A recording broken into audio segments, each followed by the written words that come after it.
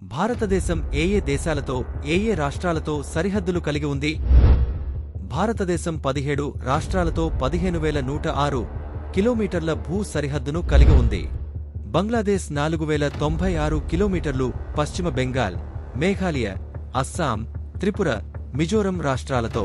China 3,488 కిలోమీటర్లు, Jammu and Kashmir, Himachal Pradesh, Uttarakhand, Sikkim, Arunachal Pradesh రాష్ట్రాలతో.